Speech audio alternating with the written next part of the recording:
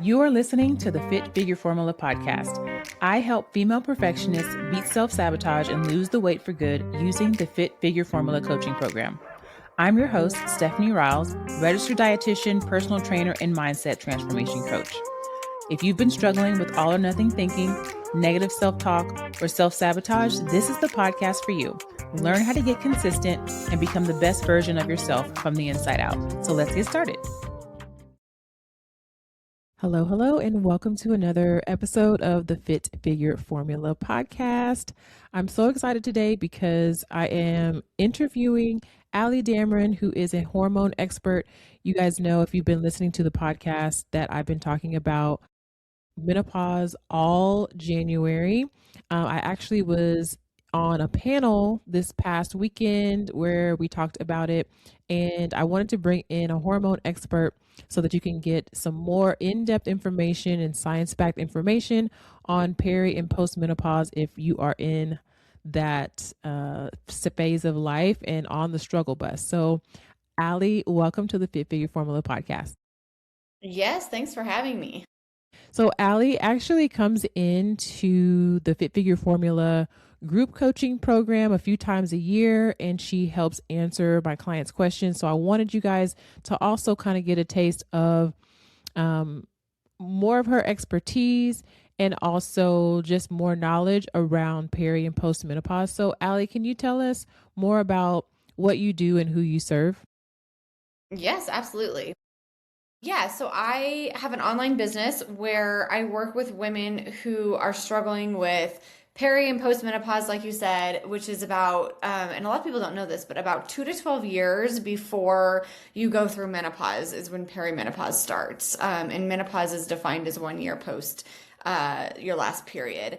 I do also work with people going through like anxiety, thyroid issues, digestive issues. I do have a good amount of patients who are actually like teenage girls working on their periods and things like that. So I do work with a big demographic of people, but I would say primarily I work with women who are going through peri and postmenopause who are struggling with fatigue, anxiety, hot flashes, night sweats, period issues, insomnia, worried about longevity and their future health in terms of things like bone density or heart disease, their lipid and cholesterol levels, metabolism. I think that is probably the biggest demographic that I work with of women in that kind of realm of life. Okay, cool. Thank you so much for that. Tell us more about what is actually happening in perimenopause and then also in postmenopause. Like, what actually is happening inside of our body and why do we have so many stinking symptoms? I know. Yes. Okay. So like I said, so perimenopause is defined somewhere loosely between 2 and 12 years before that last period ends. So that means that it can start somewhere in our mid 30s, late 30s, early 40s, generally for most women. The average age of menopause in the US is 51.3.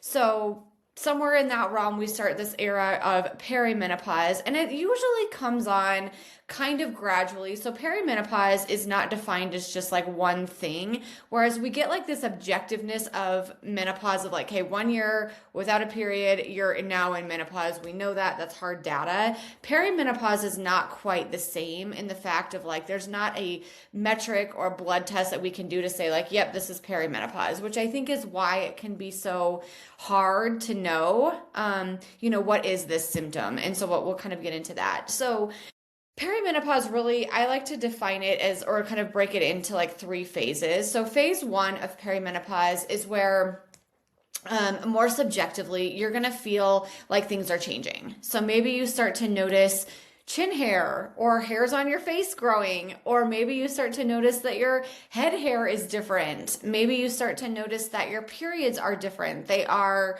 longer or shorter or heavier or lighter, or you might get acne again. You may get more bloating. You may get more like moodiness before your period.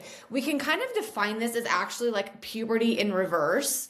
So if you remember when you first started your period and things were irregular and heavy and symptomatic, and then hopefully for most of us we sort of got into a little bit more of a groove in maybe like our 20s and 30s. This is about puberty in reverse. And so some of those same symptoms like that you felt as a teenager might come kind of like roaring back. Now, I'm going to preface this conversation with saying that I may give you like some things that don't feel super desirable or pleasant, but know that we can definitely treat all of this. This is nothing that like you just have to settle in and like hope for the best or be miserable through 10 years or 12 years of your life, because there's a lot we can do to manage this. So phase one is basically kind of like an introduction into perimenopause, where you are just feeling like things are changing. You're noticing more symptoms, and your period over the course of a few months is just consistently different now. I would say phase two is more like the middle part, which is where sometimes your hormones, like your estrogen, is high and sometimes it's low. So sometimes what that means subjectively is that you will notice that sometimes your period's coming every 18 days, and then it's 60 days, and then it's 40 days, and then it's 28 for a while again, and then it kind of goes all over the place. That is more phase two. And basically what's happening there is estrogen is a hormone that sort of is a big promoter of our menstrual cycle. That hormone is on a volatile roller coaster. So high, low, all over the place, day to day, month to month, which creates these like really irregular, kind of erratic periods. So a lot of women notice in phase two, like they'll have symptoms of both high estrogen and low estrogen. So I guess I should have prefaced with phase one in terms of chemically what's happening. Your estrogen level actually for most women gets higher than it was previous to perimenopause. So that means more bloating, more water retention, heavier periods, crampier periods, clottier periods, maybe periods that are a bit more shorter in length. So maybe they are coming every 22 days, 23 days versus every 28 to 30 days. This means that estrogen in relation to a hormone called progesterone is higher.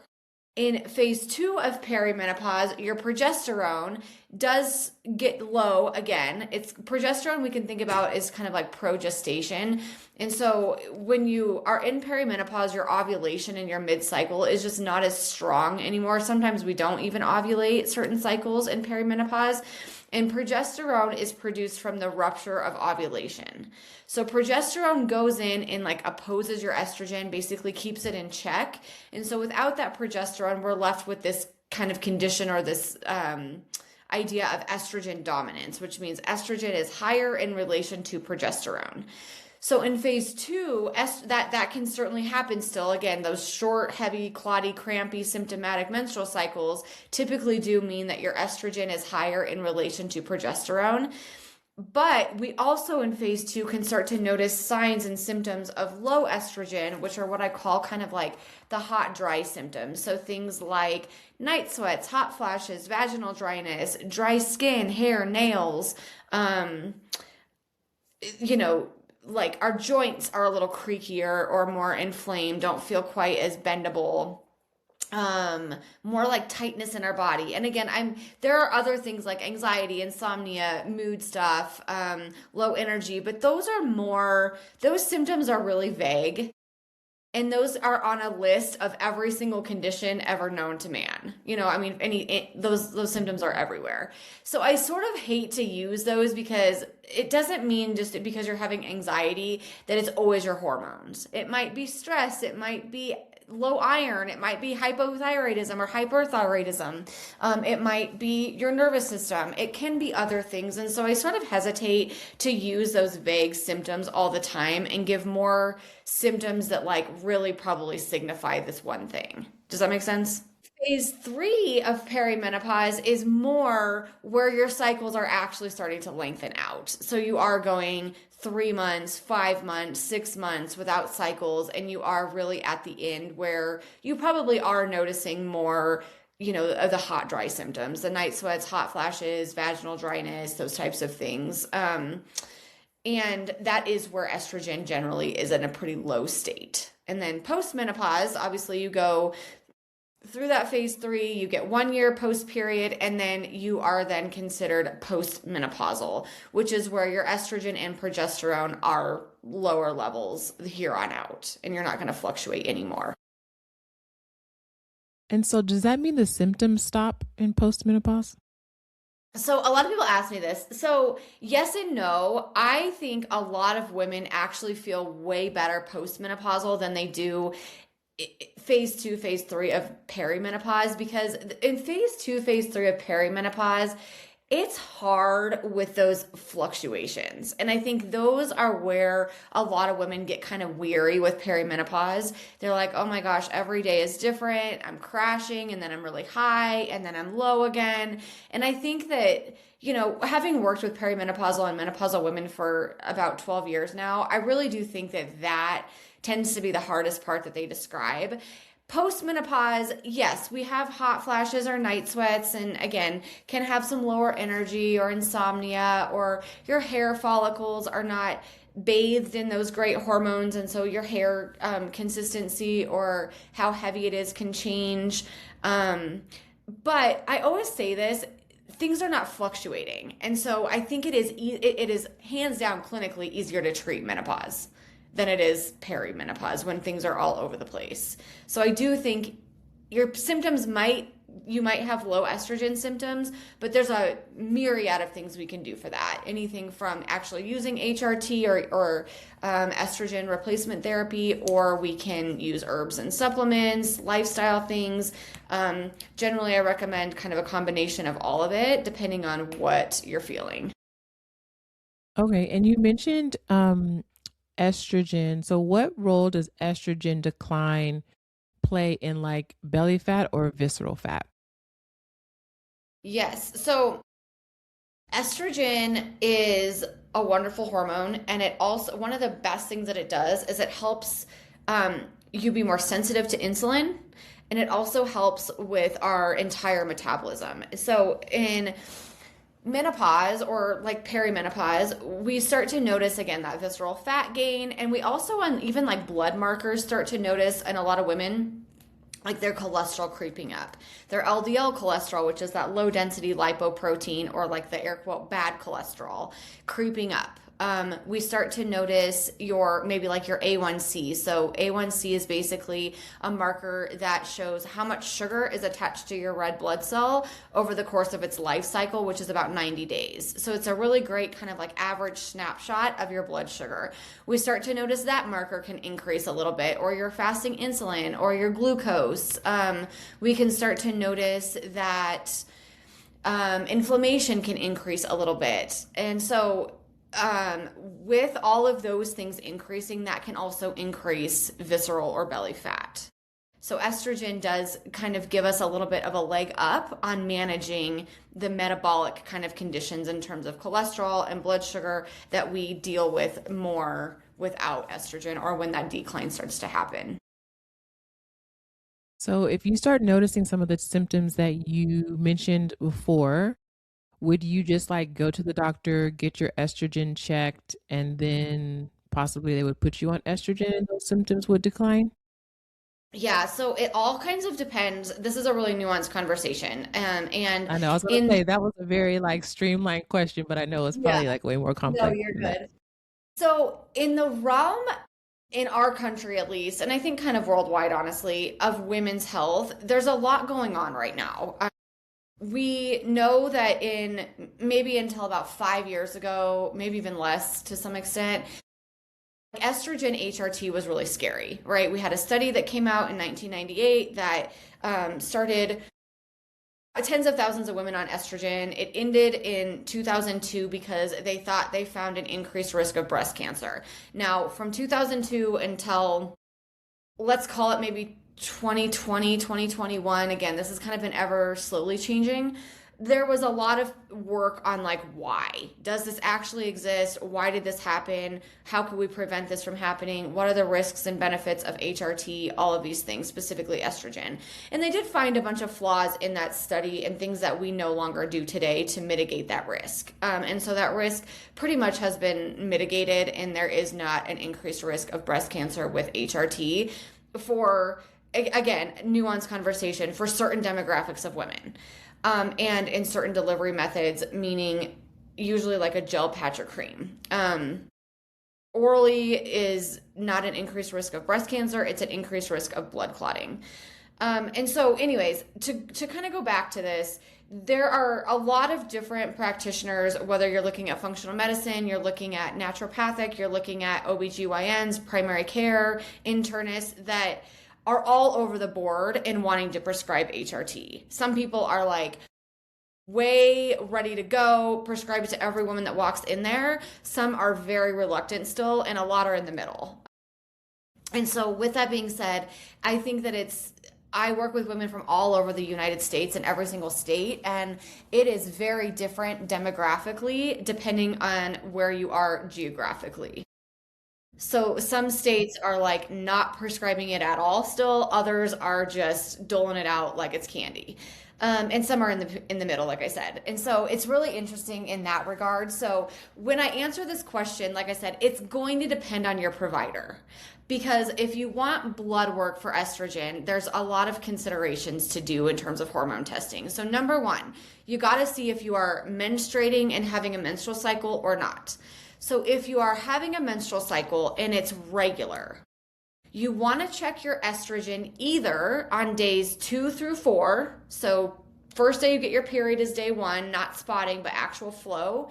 That's day 1. So you either want to check your estrogen days 2 through 4, and that's about the lowest point that it is in the menstrual cycle. So that level is going to come back low, maybe around 30 to 50 or so, sometimes 100. And it's going to give you a range on your lab. It's going to say like follicular phase, this is what it should be at that point. The other time that I like to check it for perimenopausal women is I like to wait until about 5 to 7 days post-ovulation if women are ovulating. We can also at that point check progesterone. So do you remember when I said that progesterone is only produced from ovulation? So in the early part of your cycles, those days 2 through 5, we can't check progesterone then because there is none. It's going to come back looking like 0.2, 0.5. I have this happen all the time weekly to me where people get their progesterone checked just whenever their doctor can do it, and it's not based on their menstrual cycle, and it comes back really low, and people are super freaked out that they have no progesterone. It's supposed to be like that other than after you ovulate, and the best time for it, again, is about 5 to 7 days post-ovulation. So my suggestion for a lot of women, and again, it depends on what exactly we want to know about your hormones, but generally for a perimenopausal woman who is still ovulating, still having a regular menstrual cycle, getting estradiol and progesterone checked 5 to 7 days after ovulation is ideal. It's great. Now, sometimes you'll have a practitioner who will say like, nope, we can't check your hormones. They fluctuate all day, every day. We're not going to know. We don't know what to do with this. There's no point in checking these. That is not wrong that they do fluctuate all day, every day. What you got on, 7 days post-ovulation is not the same number you're going to get 8 days post-ovulation. With that being said, we can still get data from this. We can still, interpret it based on where you are in your menstrual cycle, and we can still treat it. If your estrogen looks sky high for post-ovulation, we know that you need something to detox estrogen, something maybe like DIM or calcium D-glucarate or a liver supportive regimen or we need to look at that more. We need something. We also can look at progesterone and say, okay, at the highest point in the cycle, your progesterone, let's call it 10, that may be a little low for you and may be contributing to a lot of heavy periods, short cycles, a lot of PMS symptoms. So how do we support progesterone? We can use vitamin B6, we can use Vitex or chaste tree berry, we can use HRT with progesterone. And you can kind of interpret it that way, and that helps a lot of women feel significantly better in this perimenopausal era where things feel imbalanced and there's a lot of symptoms. Let's kind of go down the road a little bit. So if you are somebody who's not having a regular menstrual cycle and your periods are kind of all over the place, it is a bit harder to check hormones because we don't know. I still do it sometimes depending on what's going on, depending on symptoms and what we want to know. But there is more to be left for interpretation of, okay, this is how you're feeling on this day subjectively. This is what the number looked like objectively. Even like looking in hindsight, okay, you got your period actually after we did this blood test, maybe like 7 or 10 days later, or maybe you didn't get it for 2 months later. There is more interpretation to be had when your cycle is really irregular. It doesn't mean we can't do it, and it doesn't mean it's not valuable, but we do have to kind of look at it more. Postmenopausal, yes, you can get it done then too. And that is less, obviously, if you're not having a menstrual cycle, you can just test anytime. And so I do like to look at women who are on HRT. I like to make sure their estrogen is metabolizing. It's not getting to be sky high. Obviously, at that point, there would also be symptoms of that too. If you're on progesterone HRT, I think getting progesterone in there as well and looking to make sure that the ratio of estrogen to progesterone is good is realistic. If you are not on HRT post-menopause, you don't need to look at progesterone because you're not going to have any. Again, it's going to look like 0.2, 0.4. Postmenopausal, your adrenal glands actually take over a little bit and start to produce little teeny tiny bits of these hormones, not near what your ovaries do, but little bits of them. So you do still have a tiny bit of estrogen and progesterone postmenopause, but like I said, nothing compared to what you did when you were menstruating. So it sounds like if you get it tested, and let's say you are perimenopausal, getting it tested once, you're probably going to have to get it tested. Like the more you get it tested, the more data that maybe you'll have. Is that better? That can be true. And you know, in that kind of case, there actually is different companies right now that do that. That's really nice. So obviously going in for a blood draw every day or really often is expensive and cumbersome to women. And so there's other companies that actually look at your urine metabolites, and you can do that daily. So you can see what it's doing regularly. One company is called Mira, MIRA. Another company is called OOVA, OOVA. And there's a third company called Proov, PROOV. That, like I said, you can get their kits and you can check your urine every day. They kind of tell you based on, again, how regular your cycle is, what phase of life you're in, how to do it. But you can check and watch the chart, which I think is really cool. I think it actually is amazing. You can also look at your basal body temperature, which is taking your temperature every morning before you get out of bed. And that also is fairly diagnostic. When you have progesterone, you've ovulated, your temperature is higher. When it's you have not ovulated or you don't have progesterone, your temperature tends to be lower. And so that can give us kind of clues into more of the fluctuations that we see, so we're able to treat a bit better too. Yeah. So what do you see are some of the biggest like weight loss mistakes? Obviously, most of my clients are wanting to lose weight and or like lower their A1C. But what are the biggest mistakes in terms of weight loss that you see women making during this phase? So I kind of talk about weight loss in more of like a hierarchy, and I think you and I are really aligned on this. I think that the very bottom of the sort of pyramid, if you will, hierarchy is a caloric deficit.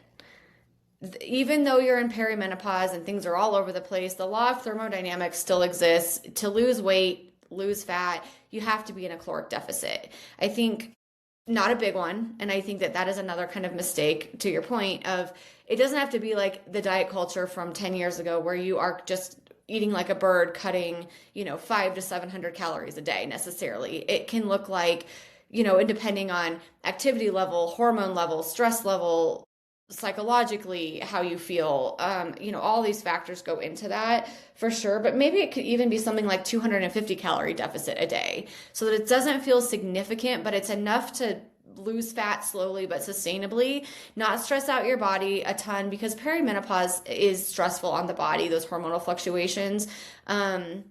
As is, I also call this era of life for most women like the era of responsibility. We just are also raising children, mortgages, careers, aging parents. Like we just have a lot on our plates just externally as well. And so I think you combine the hormonal fluctuations and it really can impact women in a big way stress-wise. And I think we feel that with our mood, our sleep, our energy levels, other symptoms, chronic pain, those types of things as well.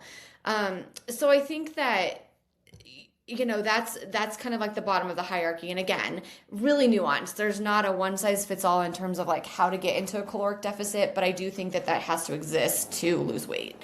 From there, I go into quality of your food. So are you getting micronutrients, meaning fiber, fruits and vegetables, minerals and vitamins from fruits and vegetables, phytonutrients, antioxidants?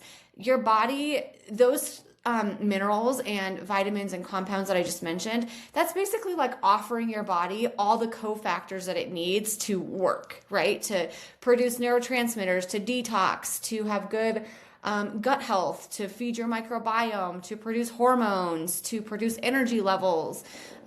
We want to be able to offer our body during this time a ton of nutrients to be able to do what it needs to do. Other places that nutrients obviously come from are animal proteins. We want our amino acids. We want other minerals of things like zinc and vitamin A and copper, selenium. Those tend to come more from like nuts and seeds and animal proteins, some plant proteins, of course, too. And then healthy fats, we want to get our anti-inflammatory like omega-3s in there too. So avocado, olive oils, avocado oil, nuts and seeds, those types of things.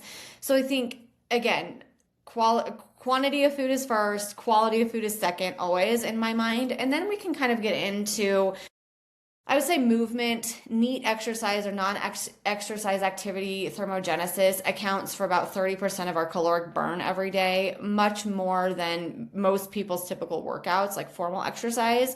And so I think that that's also a common misconception that a lot of people have, that if you spend 30 minutes in the gym or working out, or even 45 minutes or an hour, let's call it that, let's call it more than that, but then you're sitting on your butt the rest of the day, that's still, again, I know it's hard, but it's still unfortunately probably not enough movement. We need probably a little bit more than that to have healthy blood sugar, especially more in the A1C component. I do think muscle helps everything. Muscle is like the fountain of youth. And I, in general, tell people with exercise to like do what you feel good doing, do something that's enjoyable so that you absolutely don't hate exercise. But I do think if there's any way to find some, maybe enjoyment's a strong word, but like some tolerance of strength training, I think that's definitely something that should be done. Muscle is going to be your best bet in terms of longevity, long-term health, disease prevention, fall prevention, lowering your A1C, I think I said balancing blood sugar, helping your body to maintain more caloric burn at rest. So basically, the more muscle you have on your frame, the easier it is to stay in shape. We burn more calories just sitting on our butt. And so I do think that muscle is, again, not something that a lot of women our age have really talked about in our life because we're doing cardio and just trying to get really skinny. But I think now the conversation has shifted and we understand just how amazing muscle is from an aesthetic standpoint, but also just from a health standpoint. It protects our brain against things like Alzheimer's and cognitive decline. And so I really encourage women to at least twice a week try to get into the gym, push something that's relatively heavy for them to be able to maintain that. I do think that that's a huge aspect of, again, inflammation and A1C, as well as all the other benefits that I mentioned. And then I would say, from there, we can get into a lot of my patients, I will say this, in terms of A1C, will start to be creeping up there again when we start to lower estrogen or start to age a little bit more. And they're doing the things. They're trying to eat healthy. They're trying to eat their protein. They're trying to get fiber in. And it still continues to creep up. I do think there is sometimes genetic components to cholesterol and A1C, just like there are other things. But I also do think that there's other things we can do, like, for example, potassium is a mineral that a lot of us get really not enough of. A lot of us undereat potassium, and potassium is really helpful for blood sugar regulation. Chromium is another one that's really helpful. That's in a lot of animal proteins. Most people don't need to necessarily take chromium, although it is in a lot of supplements for blood sugar balancing formulas. And so I think then kind of that fifth layer is a little bit more nuanced in looking at, are you sleeping enough? Is your stress low enough? Because when your stress is really high too, that leaches a bunch of glucose from your liver and your muscles to fuel that stress response. And so it's really common to see people who are super stressed out or their brain is perceiving a lot of threat in their environment, to notice that their A1C, glucose, and insulin are starting to increase a little bit too. So kind of once we get those 4 layers at the right place and kind of like mostly, again, no perfection required, but mostly in a decent place, then I kind of look at that top layer of like, okay, what else is going on if this isn't working? And then we can kind of do it a little bit more individualized from there. Yeah, and something that I was going to ask too is like sometimes I have clients who feel like, okay, I'm doing all the things, it must be my hormones. And Yes, something that you said on one of our calls was like, if it's your hormones, you'll see other symptoms. Can you talk a little bit about that? totally. So I get it. I have I definitely have thought this myself in terms of when I felt puffy or just gaining weight or whatever. And I have people every day that come to me that are like, I can't lose weight. I'm just weight loss resistance. This isn't working. I think it's my hormones. And so to your point, if it's hormonal related, you're going to have terrible periods. You're going to have the menopausal, like the low estrogen symptoms that we talked about. You're not going to feel like, yeah, I mostly feel like everything's fine in my life. I just can't lose weight. Like that's not going to be hormonal. And even the kicker here is, even if it is, again, due to too much cortisol, you're insulin resistant, your estrogen, because estrogen's the hormone too that gives us like our womanly curves, so breast tissue, butt tissue, hip tissue. And so when you're really estrogen dominant, you can get some like water retention, bloat, inflammation, even gain a little bit of fat around those areas. That's a pretty common thing. But even if it is your hormones causing this, you still have to do all the things that you teach to lose it. It's not like I've never seen a patient where someone's estrogen dominant, let's say in perimenopause, and we detox estrogen and they're like, yep, I lost all my weight. Like maybe a few pounds, a few like water retention pounds, a few bloat pounds, of course, but never like more than a few. Does that make sense? I will say the one caveat I'll give here is if you have actual subclinical hypothyroidism, and that's the cause of your weight gain that you've noticed, getting on a thyroid medication or helping your thyroid can generally kind of do it without doing a lot of extra things. But that's not very many people. A lot of my patients want their thyroid to be off so that they can just use that as the thing, and I get it.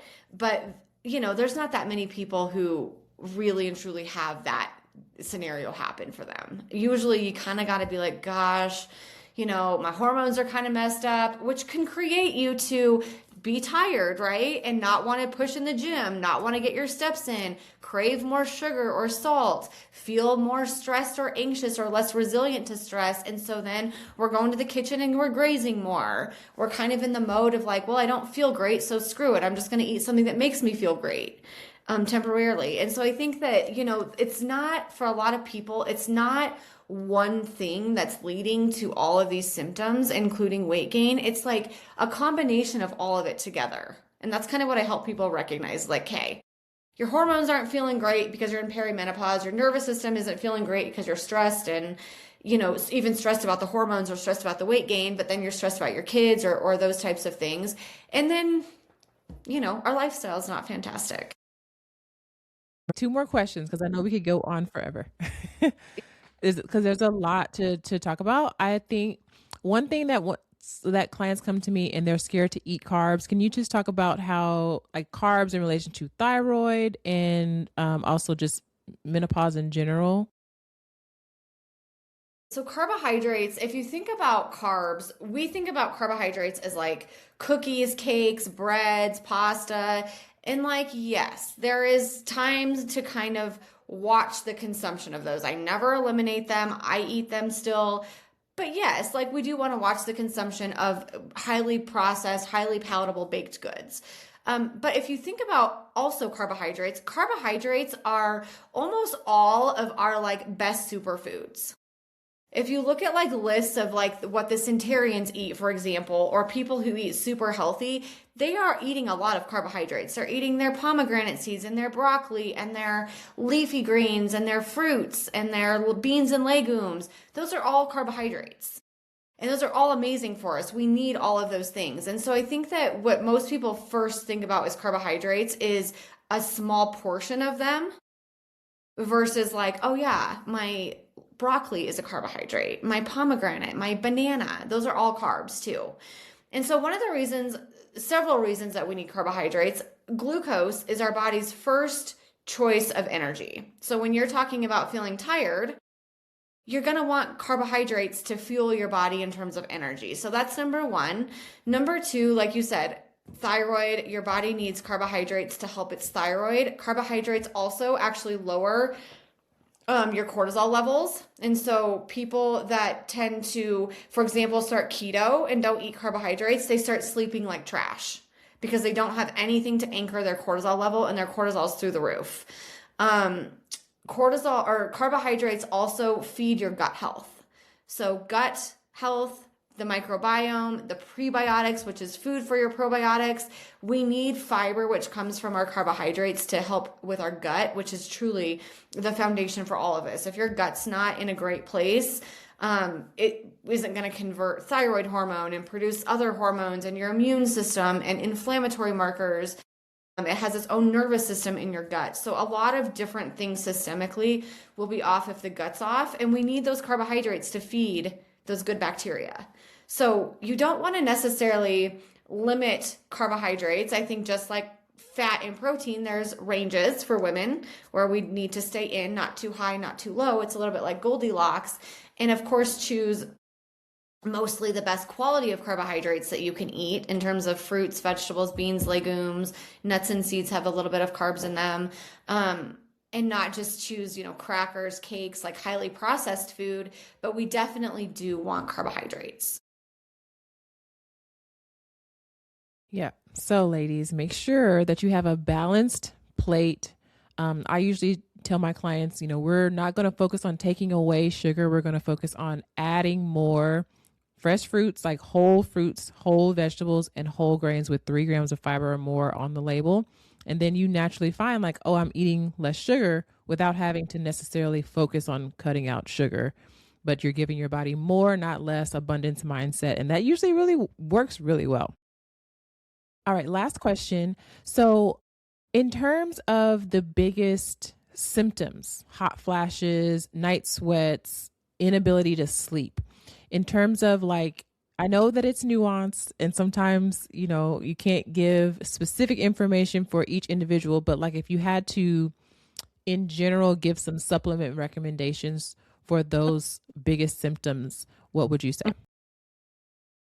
Yeah, so specifically for night sweats, hot flashes, like more the low estrogen symptoms, there's several that I like a lot. So number one is called Metagenics Estrovera. Again, make sure this is all going to work for you in medical conditions and pharmaceuticals, whatever. But this is what I use a lot. So Metagenics Estrovera is one that I use all the time. I also do like one that's called Feminescence Post-Menopausal Maca. It's called Maca Pause, actually. I think that one also works great for that. I do like to use like Vitex or Chase Tree Berry can also be a good option for hot flashes and night sweats particularly.